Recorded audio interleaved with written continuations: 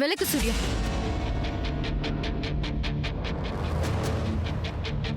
నేను నీతో చాలా మాట్లాడాలి. కిందికి రా సూర్య. It's really urgent.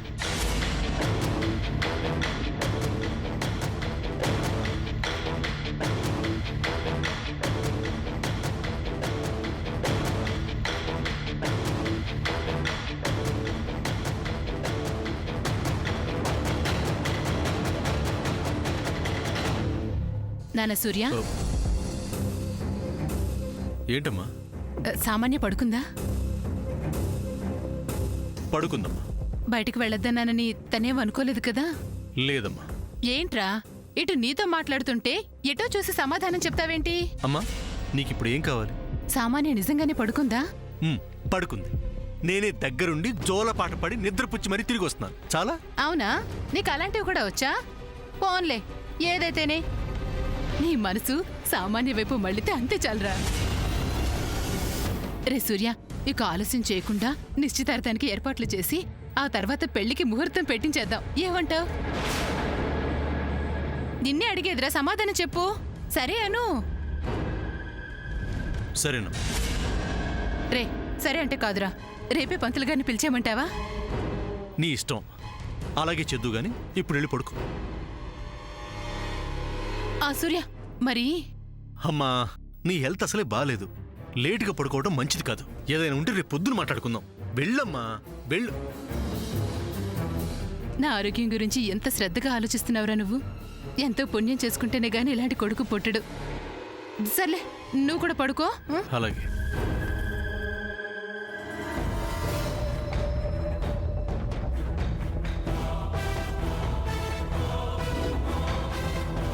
ఏంటి మేడం రమ్మన్నారు? సామాన్యతో నా నిశ్చితార్థం, ఆ తర్వాత పెళ్లి. నీకోకే కదా? నేను రమ్మంది ఆ విషయం గురించి మాట్లాడడానికి కాదు. మరి నేను చెప్తే నువ్వు నమ్మకపోవచ్చు, బట్ దట్స్ ట్రూ. ఇంతకు మ్యాటర్ ఏంటో చెప్పు. Lily is in very big trouble.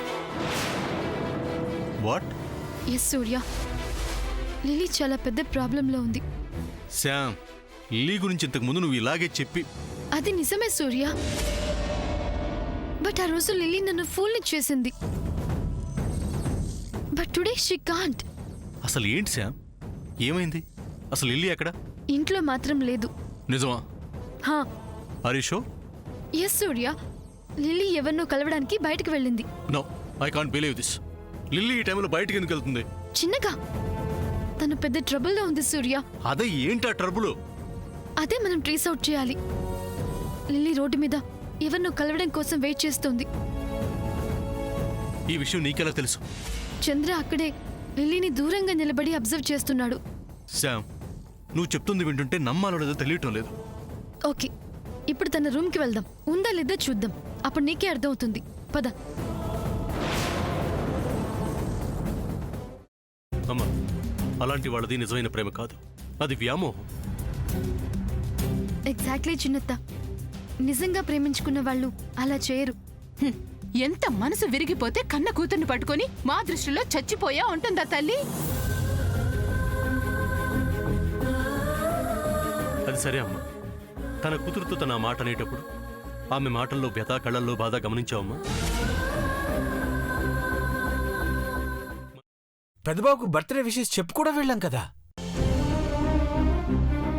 ఊరికే ఎలా కాలిపోతుంది? మంట పెడితేనో పడితేనో తగలబడుతుంది.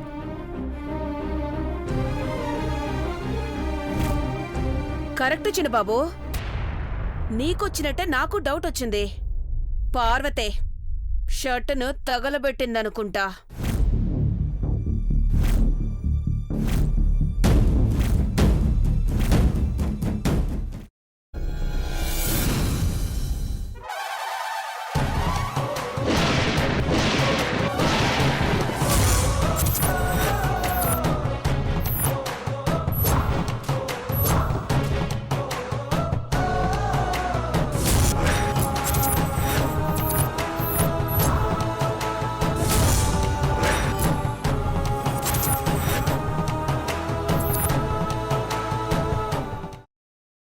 తర్వాత పొట్టు తీసేసి చాప్ చేసి పక్కన పెట్టుకోవాలి. ఒక ప్యాన్లో కొద్దిగా నూనె వేడి చేసి అందులో ఆవాలు, మినప్పప్పు, శనగపప్పు, కరివేపాకు, సన్నగా తరిగి పెట్టుకున్న ఉల్లిపాయలు వేసుకుని 1 నిమిషం పాటు వేయించుకోవాలి. ఆ తర్వాత కాల్చి కట్ చేసి పెట్టుకున్న వంకాయని కూడా అందులో వేసుకుని బాగా మిక్స్ చేసి బౌల్లోకి ట్రాన్స్ఫర్ చేసుకుని అందులో తగినంత చిక్కటి పెరుగు లేదా పల్చటి పెరుగు వేసుకుని మిక్స్ చేసి అన్నంతో కానివ్వండి, చపాతీతో కానివ్వండి సర్వ్ చేసినా చాలా బాగుంటుంది.